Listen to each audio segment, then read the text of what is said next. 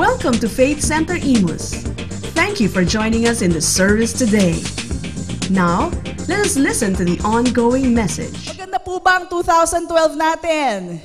Amen. It was a good year. There may be ups and downs, but praise God, we are not kept down. Amen. Why? Because the Lord raises us up. Amen. He lifts us up every time we're down. Don't you worry. The Lord was there to pick us up. Amen. To lift us up, not to the same level, but to the next level indeed. Amen. So this 2013, as Pastor Mike has declared to us, it is the year of manifestation. And as I was looking back, dito po sa year 2012, I saw how the Lord has prepared us for the year of manifestation. All right? We have to be founded in the Word. We have to be established in our righteousness. We have to know how to do things God's way, so that when manifestation comes, the year of manifestation comes, then we're just ready to unleash it. Unleash the power that is already within us because Christ is in us. Amen? All right? We're just going to unleash it, ready to unleash it. For 2013 is really the year of manifestation for everyone. Amen? We know exactly what to do. We know exactly who we have become and whom the Lord has made us to be. Amen? So, what I'm going to do today is that instead po na magpaputok ng ating mga firecrackers, dahil po that's the way the world, celebrates New Year, what we're going to do is magpapasabog din tayo. Magpapaputok po tayo ng blessing. Alright? Pero umpisahan po muna natin ng Thanksgiving. Hindi ho tayo magpapaputok dito ng mga super lolo. At ano ba yung mga paputok ngayon? Plapla. Meron pa palang Pacquiao. Meron pala nun. Meron din Bin Laden, ngayon ko lang nalaman. Pero lahat po yan ay bawal. Ayan po. Meron pang Goodbye Philippines. Alright? Ngayon ko lang po nalamang umaga yan. And, all these firecrackers, what they do is they welcome the year. Okay? They welcome the year. Pero tayo, we welcome the year by declaring the blessing. We will be declaring explosive blessing. Mamaya po, you will be handed explosives. Ano po yung explosives na yan? Bibigyan po kayo ng papel of declaration and together we will declare the blessing of the Lord over our lives. Amen? Alright, so this morning we're just going to wrap up everything that the Lord has given us. Alright? Uumpisahan po natin ng countdown of 24. Usually nagka-countdown ng tao pag malapit na ang New Year. 5, 4, sabayan niyo ako, 3, 2, 1, and then they shout, Happy New Year! Diba? Tayo naman po, dahil sa sobrang blessed tayo. Ayan. So blessed are we. We will start at 24, countdown 24, wrapping around, or isa-summarize po natin the messages that the Lord has given us all throughout this year. And you'll find out that truly we have been debt-free. Okay? Explain ko po sa inyo kung bakit. Pastor Mike declared to us that 2012 is the debt-free year. Now, you might say, Pastora, may utang pa rin ako eh. Sa tindahan nga, sa kabila, hindi ako makadaan, may utang pa ako. Okay, now, you know what debt-free means? Debt doesn't just mean finances. Debt could be a service that you owed. Debt could be a word that you did not speak. Debt could be a sin not paid. Alright? Pero unahin ko na po yung sin not paid. The reason why we are debt-free indeed is because you no longer have a debt. Wala ka ng utang sa Panginoon. Amen? We have learned this year that Jesus Christ paid for them all. Amen? He paid for our sins. He has forgiven us. Therefore, wala ka ng utang. Sabi mo sa katabi mo, wala ka ng utang. Malaya ka na. Amen? Malaya tayo sa pagkakautang. Alright? There is no punishment for you. There is no imputation of sin for you. Amen? Rather, alam niyo in-impute sa atin? Righteousness. Righteousness is what has been imputed to us. You are no longer a sinner in the eyes of God. In the eyes of God, you are just like His Son, Jesus Christ. Amen? So whether may utang ka pa sa bangko o sa tindahan, guess what? The truth of the matter is, you have been set free by our Lord Jesus Christ from debt. The real debt that we owe has been paid for. Amen? And from that, doon kayo kukuha ng lakas ng loob. Doon kayo kukuha ng empowerment. I have been debt-free 2,000 years ago because of what Jesus Christ has done. Kung ako doon pinalaya ng Panginoon, palalayain din ako sa lahat ng aking pagkakautang. Amen? Come on, let's bless the Lord. Thank you, Lord. Praise God. Continue to declare that you are debt-free because that is the truth. Pastora, may utang pa, hindi. Continue to declare that you are debt-free. You are not lying by saying that. That is the truth. You are debt-free. Amen? Praise God. So, debt is not just yung utang sa pera, all right? But it is a lot of things. And we will realize by the messages that we have received that we are truly debt-free indeed. Okay? So, this is the message that we have received. We learned of God's plan for us. Plans for our finances. Na ang Panginoon pala, hindi tayo pinlano na tayo magdusa sa utang, all right? But His plan for us is abundance. Sabihin nga natin, abundance. Right? It's not about division, subtraction. It's about multiplication and addition. Amen? God anticipated everything that you need, everything that you will want, all right? According to His word, according to His will, and He has placed it in you. How? Through Jesus Christ. If you have Jesus Christ in you, in truth, you already have everything that you need. Amen?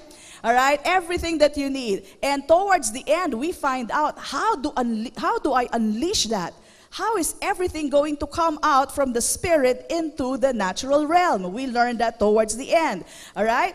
In Galatians 5:13, sinabi po dito, "For you, brethren, have been called to liberty," or to freedom. "Only do not use your liberty as an opportunity for the flesh, but through love, serve one another." Amen? And that is why the next message that was given to us, this is the next blessing. We found out that we are blessed to be a blessing. Just like Abraham, the father of faith. Amen? The father of our faith, Abraham, he was also blessed to be a blessing. Tayo rin po, since we are of faith, all right, we learn that we are also here on earth to be a blessing to others. Sabi mo nga, I am blessed to be a blessing. Sabi mo sa katabi mo, I am a blessing to you. Praise God. We also learned, 22 na po tayo, countdown 22. We are to be good financial stewards. Tagapamahala. Ano po ibig sabihin nun? God is our source, not our work, not our business, not our properties, but God alone is our source, and we are His stewards. Tayo po ang tagapamahala nito. If God is your source, hindi ka kakabahan. Amen? If you put God to be your source, your only source, never in your life will you be in doubt or in fear. Why? Kasi hindi po nakasalalay sa mga tao o sa mundo. The world system has already failed. And you know why? The reason why it failed is because men are the ones operating it. Amen? But the system of God is operated by God alone. So how can it fail? If you put your trust in the Lord, all right? If you make Him your source, hindi ka kakabahan. Mawala man ang trabaho mo, may papalit na bagong trabaho. Mawala man ang business mo, may papalit na dobling business. Amen?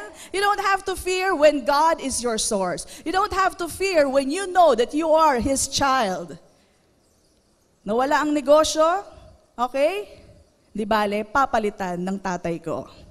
Amen. You don't have to worry. It is His pleasure to give you the kingdom. It is His pleasure that you prosper in everything that you do. Amen? He is our El Shaddai, the God who is more than enough. The more you give away, the enough you keep. Amen?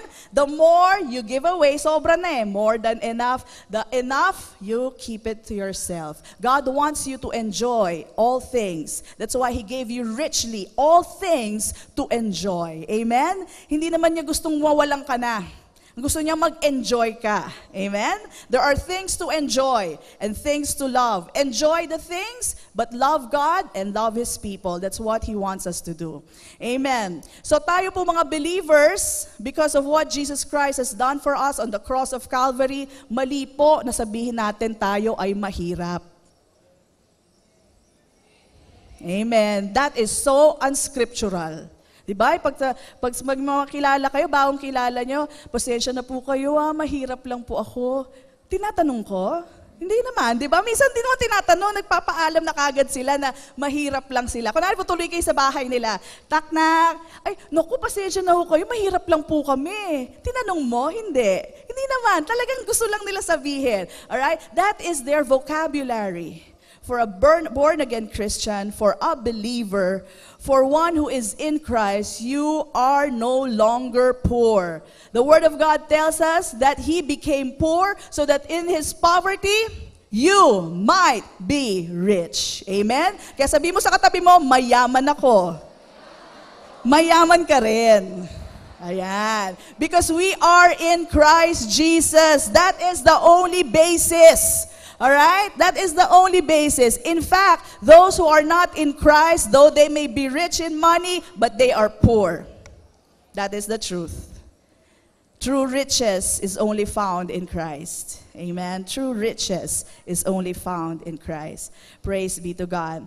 Also, number 21, countdown 21, we found out that prosperity has a purpose. All right? What is the purpose of prosperity? It is for the gospel. Amen? So that you can win more people to the Lord. That's what we're doing here in church. Yung mga seed sown po natin, it goes to acquaintance parties, it goes to missions, it goes to giveaways. All right? So that many people will see the good works and glorify God. Amen? We also learned that prosperity is not just about money.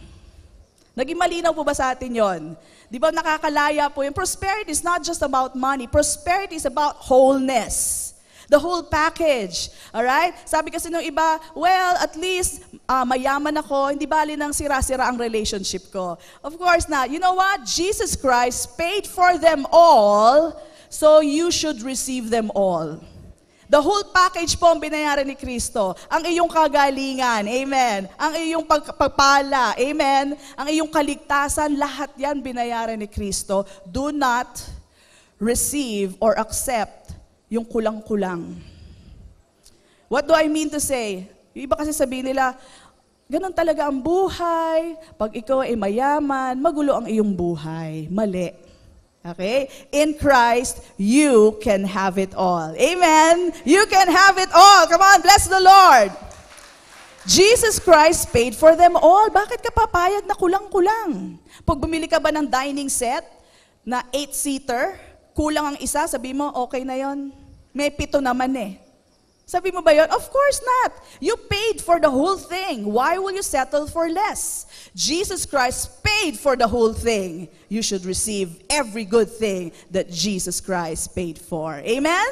Praise God. So prosperity is wholeness, and prosperity has a purpose. We also learned that we can do trade and profit from it, but guess what? There is a better system, and that is the system of God. You do trade, that's very good. You cannot be lazy, di ba? We have to be diligent. But the thing is, there is a system, the system of God. In countdown number 20, we learned about the keys to the kingdom of God, the keys to, not the kingdom of God, but the key to debt-free, to debt freedom.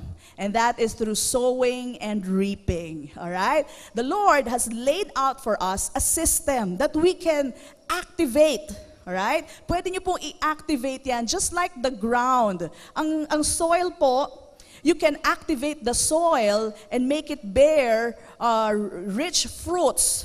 plenty fruits by sowing seeds. So pag sinow na po natin yung seed na yan, the ground will do its work. God will give increase to all the seeds that we have sown. He will not only add, He will multiply the seeds you have sown. Alright? So, ang sowing and reaping po, ito po ang natutunan natin.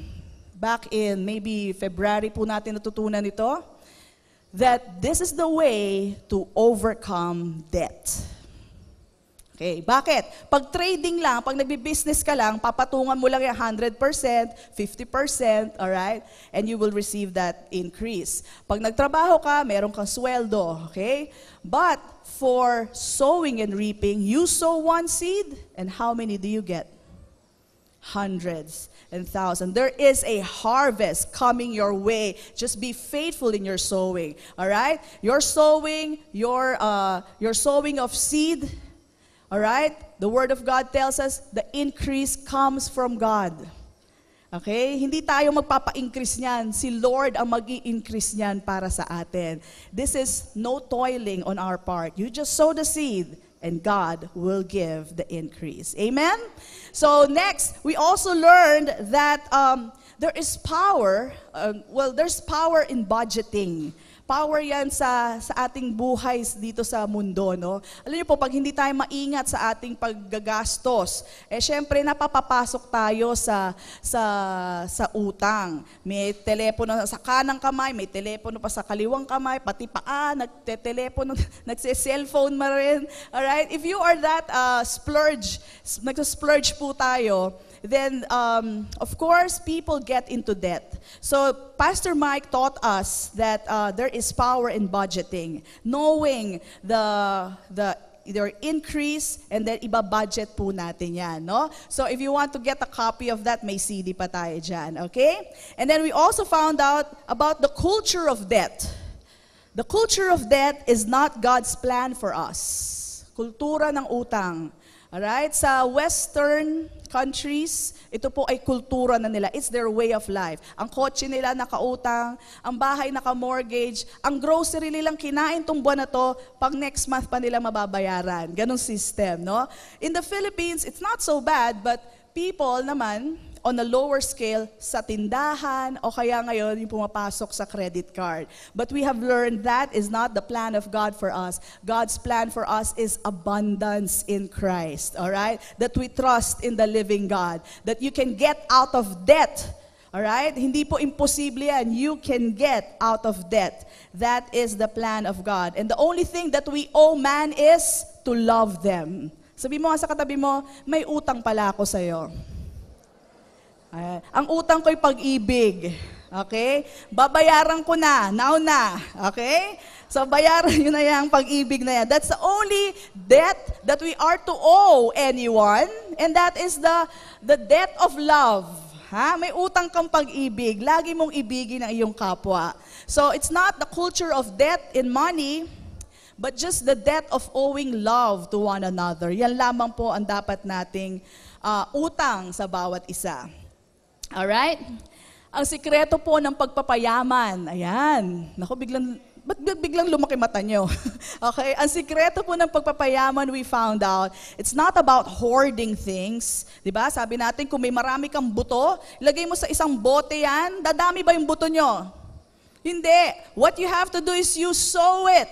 You sow it and you sow it, and then you will get your harvest. Hoarding things, storing things just for yourself will not make an increase in your life. It will not multiply the seed that you have. It will only keep the same number. All right? So we learned that that's the way to do it. Okay?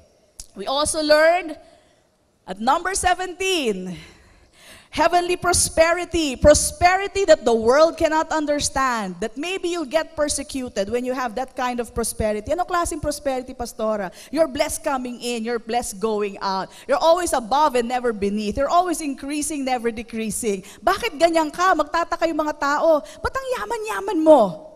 Siguro, pusher ka. Di ba? Yung mga ganong klaseng ano. Well, praise God, there is such a thing as heavenly prosperity, and it's the prosperity and the increase that comes from God. Alright? Now, when they have these questions for you, hayaan nyo lang silang magsasalita, hayaan nyo silang mag-hurl ng accusation, pero magtataka talaga yan. At pag nagtaka na sila, all you have to do is to point them to Jesus. Jesus, my supplier. Amen. Jesus, my provider. Amen. He provides for all my needs. He supplies all my needs. Amen. Praise God. Just point them to Jesus. Let them do the talk. Hayaan nyo silang mag-hurl ng mga insults sa inyo. But when they are already asking, saan galing yan, just point them to Jesus Christ. Amen?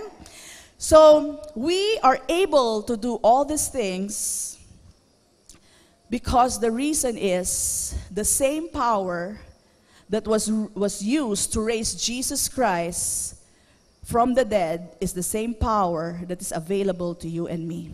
And we found that out in the next message that we received. The next blessing, every message is a blessing, the resurrection power of Christ. The resurrection power of Christ. In this message, we received the blessing na the same power that God used to raise Jesus from the dead is the same power that is available to you and me. Paano po? When you believe. Let me read to you a scripture, Ephesians chapter 1, verse 17. That the God of our Lord Jesus Christ, the Father of glory, may give you the spirit of wisdom. And this is exactly what we have received during that time. The spirit of wisdom and revelation. We receive revelation in the knowledge of Him, the eyes of your understanding being enlightened, that you may know what is the hope of His calling, what are the riches of His glory, of His inheritance in the saints, and what is the exceeding greatness of His power toward us. Sino? Who believe? Sabihin natin, I believe. Therefore, that exceeding great power is available to you. It says here, to believe according to the working of His mighty power, which He worked in Christ when He raised Him from the dead and seated Him at His right hand in the heavenly places. So knowing that this same power is available to us, let us believe. Amen? Believe that this power is available to us. What do you need in your life? Believe that the power of God is able to lift you up from that problem, lift up that situation. Amen? We also receive this blessing, and what is that? That Christ is in us. Sabi mo nga, Christ is in me. Praise God. Many people don't know that. They think God is somewhere up there, Jesus Christ is somewhere up there, all right? And they have no connection, napakalayo. But we learn that Christ is in us, the hope of glory. Colossians 1:27. Sa iba, mystery pa to. Sa atin, hindi na po mystery. This is the blessing.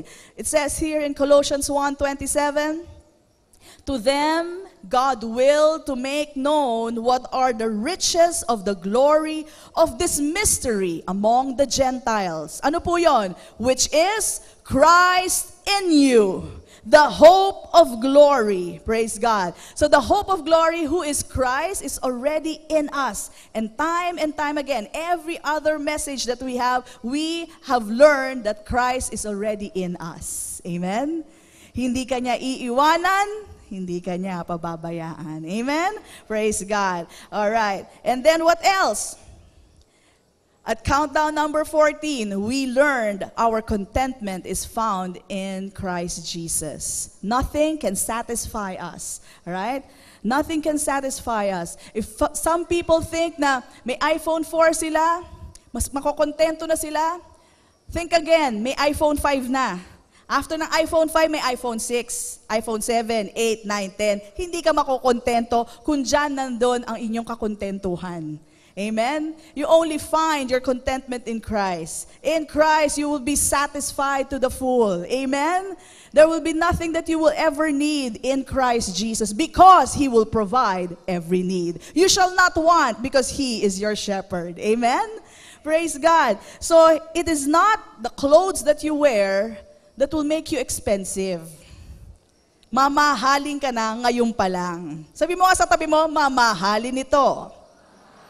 Alright. Now, the reason I'm sharing that, I was reading my Facebook. May nakita po ako sa Facebook, picture ng paa na may sapatos na mamahalin. Tapos nakalagay dun sa comment niya, I feel so expensive today. Okay? Now, walang basagan ng trip ha. Pag sa Facebook, walang basagan ng trip. Gusto niya, yan niyo siya. Huwag kayong magko-comment. Okay? So gusto niya yun eh. So hindi naman po ako nag-comment. Kaya lang, sa akin lang naman to. And I'm just sharing with you. Alright? If your shoes makes you feel expensive, paano pag wala na yung shoes?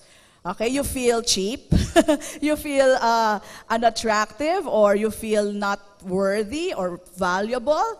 All right, it's not the clothes that make you expensive. It's who you are in Christ. That is why you are expensive, valuable, worthy. Amen? Praise God. So hindi po damit. Maski wala po kayong mga mamahaling damit, alam niyo po, pag sinuot niyo na yan, mamahalin na yan. Amen. Wala kayong LV, meron ka namang Jesus Christ. May JC kayo. Alright? Come on, let's bless the Lord. Our contentment is found in Christ alone. Amen? It's not material things that will make you content. Because the truth is, wala po talaga pong kakontentuhan ang mata ng tao. Totoo yan.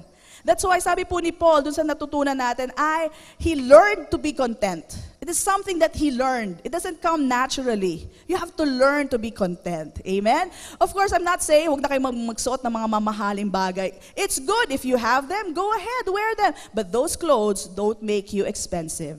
Those clothes do not make you valuable. You are valuable. Why? Alam nyo ba halaga nyo? Ang halaga nyo ay ang dugo ni Kristo.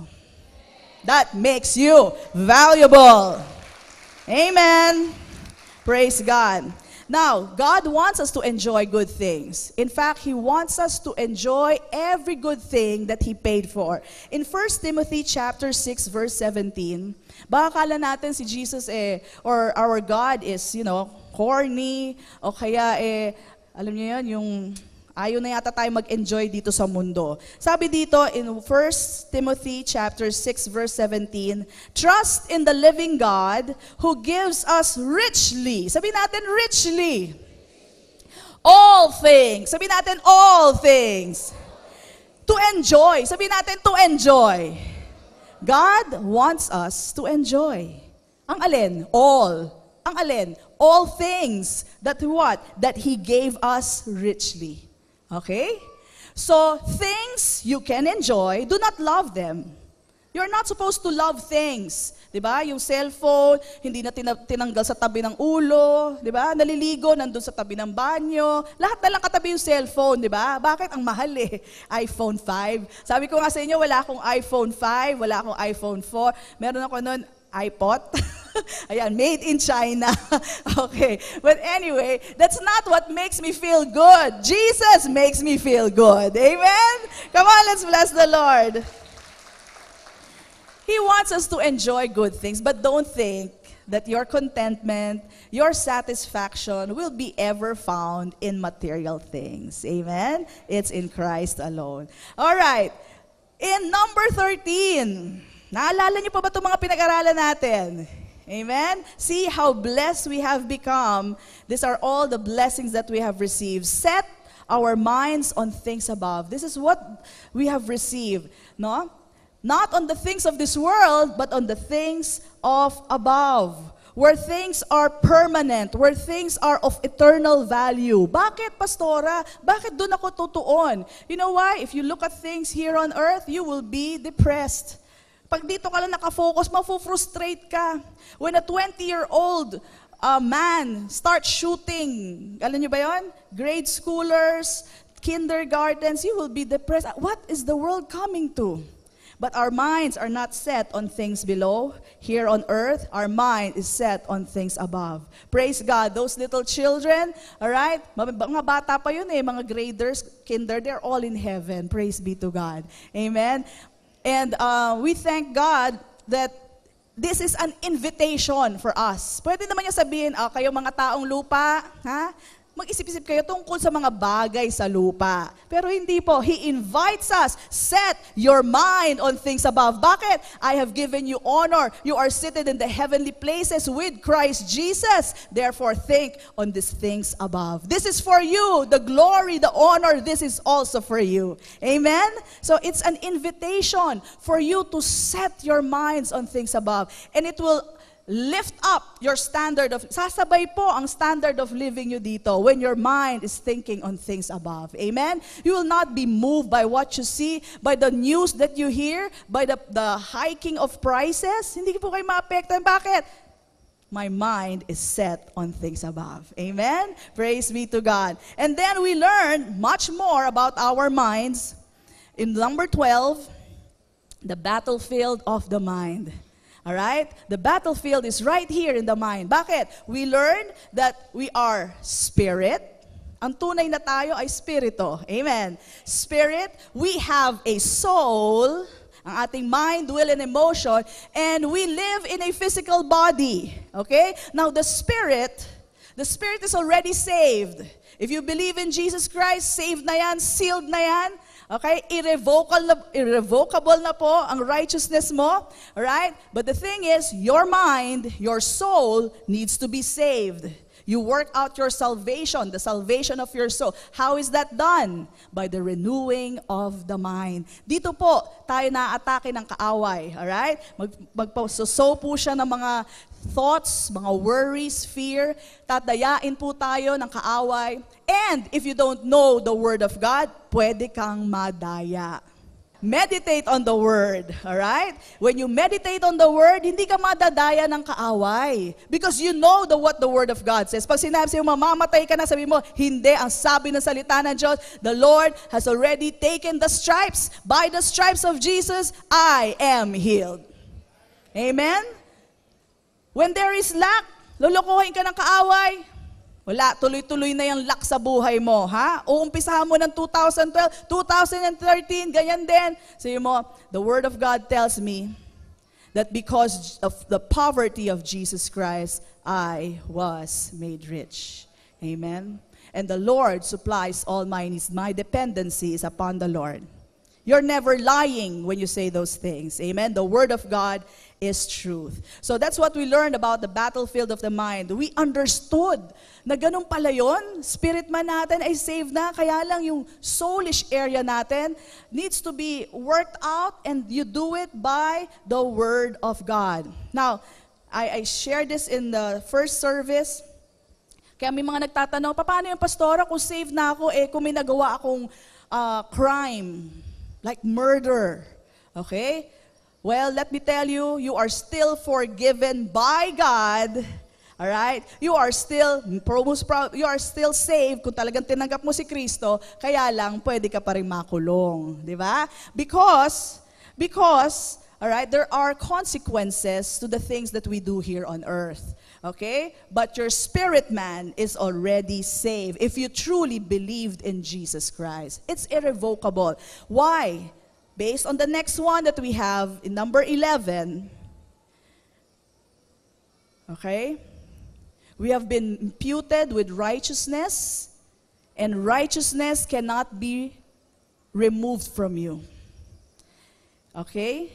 Hindi na po pwedeng mabawi sa atin ang righteousness natin. It is irrevocable. Now, why is it that it's not because of what I have done? Pastor, paano kung nakapatay ako? Ibig sabihin, pupunta ako impyerno?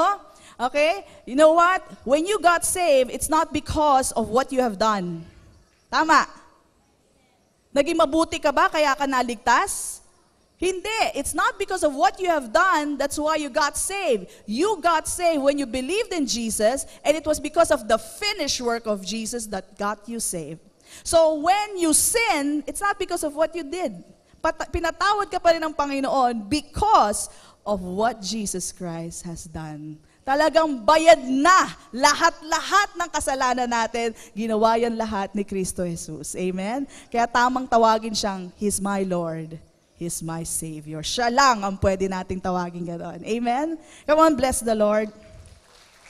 Only Jesus. Praise God. So at number 11, we learned that righteousness is already irrevocable. It's the finished work of Jesus. There's nothing you can add on to it. There's nothing you can do to improve it or to change it. Amen. Jesus Christ did it all for us. And then we learn at number 10, the whole armor of God. The same armor that God uses, He gave it to you. Hindi po yung armor ni Angel Gabriel, hindi po armor ni Michael, the archangel ang binigay sa inyo. It's the same armor of God. And if you will use it, the belt of truth, breastplate of righteousness, shoes of the gospel of peace, shield of faith, helmet of salvation, and sword of the Spirit, let me tell you, it is your protection. The soulish side of you is protected wholly by the whole armor of God. Amen?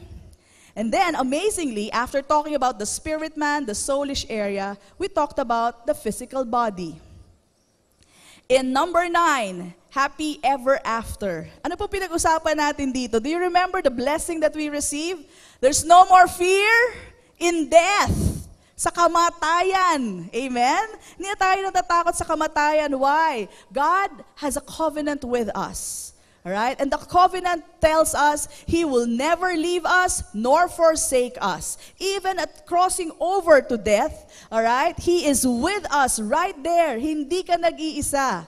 And we also learned that if you believe in Jesus Christ is the life and He is the resurrection. If you believe in Jesus, you will die in the flesh, but you will live. Amen. You will live because of Jesus Christ. Then we learned of the beautiful things that the Lord has prepared for us. I'll read to you 1 Corinthians chapter 2, verse 9. And you know, kung may example po tayo, si Paul po, ang pinaka-excited na pumunta sa langit. Nagmamadaling pumunta sa langit. He cannot wait. Alright? 1 Corinthians 2:9 tells us, eye has not seen, nor ear heard, nor have entered into the heart of man the things which God has prepared for those who love Him, but He has revealed to us in the Spirit. And I tell you, in the Spirit, it was revealed to us. Do you agree? The mansion that is prepared for us. May mansion doon na nag-iintay yung pangalan mo. Amen? Alright? Praise God. We also learned of the tree of life, of how beautiful the place is. We also learned about the grand reunion that we will have, seeing all our loved ones there. Alright? They are very much alive. Kung meron po kayong dearly departed, they are very much alive and well in heaven. Amen? Mga mananampalataya po, naniwala kay Kristo, they are in the presence of the Lord. They are not dead because a spirit man cannot die, alright? But they are very much alive in Jesus Christ. And the main event, of course, is to behold our Lord and Savior, Jesus Christ. That is the main event when we get to heaven. So, nakita ko po, at the preaching of that message, I saw that fear of death departed our church. Amen? Talaga pong asaya-saya po ng mga tao. Praise God. And then we learned that Pastor Mike showed us a debt. Isang pagkakautang na hindi po alam na maraming tao. Ano po yun? Honor the missing ingredient. The next one, please. Alright? Honor the missing ingredient. And we learned that people are not able to give honor. Why? Kasi they have not received honor first. So ang tinuro po sa atin ni Pastor Mike is that the Lord has honored you and showed us, all right, that He has given us glory and honor. He has seated us at the right hand of the Father in the heavenly places with Jesus Christ. The same inheritance that Jesus has is your own inheritance. Amen? So with that kind of honor, you are now able to give something that you first received. Amen? It's just like love. You cannot give love when you have not received love yet. It's like money. I cannot give you $1 billion if I don't have the $1 billion. Million na lang pwede. Okay? So, you can only give what you have. Amen? And since you have received honor, now we can honor God and honor one another. Amen? That's the blessing that we received. And at number 7, this is the honor given a name. Ano ba yung binigay sa atin ng Panginoon?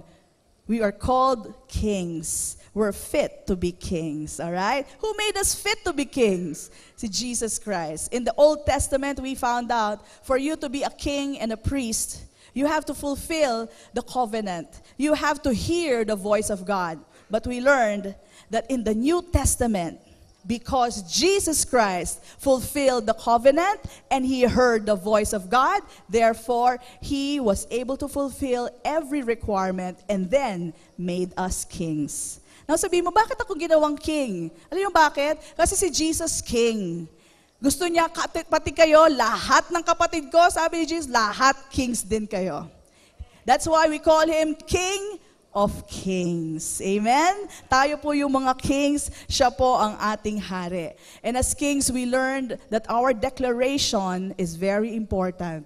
Ang sinabi ng hari, hindi pwedeng mabali. That is why it's so important that you declare the word of God, all right? And as you declare it, whatever you declare, believing and receiving, not cheaply, no? But believing the word of God, receiving from it, as you declare, it shall come to pass. Amen?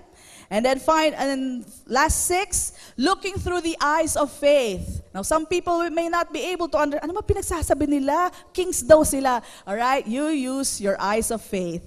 It's the only way that you can understand this. If the Word of God says it, that settles it. In looking through the eyes of faith, we learned na imposibleng walang nangyayari. If you have declared it, for sure, the Word of God is working in your life. Amen? Don't think, but ang tagal-tagal, wala yata nangyayari. May nangyayari. Alright? You have to look at it through the eyes of faith. Alright? We also learn at number 5, 2 and 4 salvation. We learned, paano ba masasave ang aking kamag-anak? Ano ba yung susi? Alright? We learned that the gospel is the power of God unto salvation. If you want your relatives to be saved, abay, huwag niyong pagtuturuin yung mga imahe nila. Huwag niyong pintasan yung mga dinadasal nila. Instead, share to them the gospel. And the gospel is the power of God unto salvation. That is when they will be saved. Amen? And then we learn for salvation, this is what we need. The whole scripture is what we need so that we can live a victorious life here on earth. Okay? And then, because of all these learnings, we learn that it is our time to shine. Alright? Sabi mo sa tabi mo, it's your time to shine. Okay, we can shine. Amen? We can shine. Why? Because the light of the Lord is in us. Jesus Christ is the light. We're just going to allow that light to be seen in us. Paano? Sa salita at sa gawa. Sa salita at sa gawa. Let the light be seen in you. Alright? Sa inyong pananalita, sa inyong mga gawa, makita sa inyo si Kristo. Amen? And last 3, the creative power of words, powerful message. We learn that we are created just like in the image of God. Amen? As God created things to be, so can you. Amen? When God wanted light, ano pong ginawa niya? He spoke and He said, let there be light. And what happened? And there was light. Amen? 4 seconds after, and there was light. Amen? So what am I trying to say? We are made in the image and likeness of God. If God creates through words, you also made in the image and likeness of God, but you can also create through your words. Meron ba kayong mga ayaw sa inyong buhay? Gusto niyong palitan? Okay, huwag kayong makikipag-away. All you have to do is to speak the word of God, believing from your heart, declaring with your words. Amen? Declaring with your tongue. The tongue has power.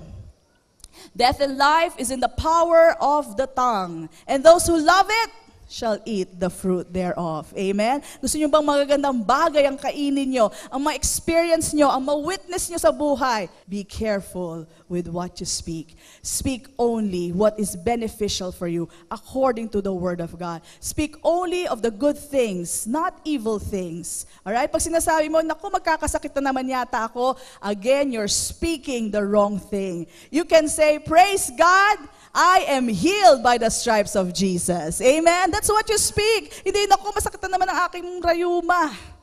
Okay? That goes contrary to the Word of God. Alright? Pag sinabi mo, naku, kunukulang na naman kami sa negosyo, that is going contrary to the Word of God. Speak what the Word says. Amen? Praise God. So we learned that the creative power of the tongue, we can create just like God, being made in His image and His likeness. Believe the word, speak it out, and you shall eat the fruit of your lips. Amen?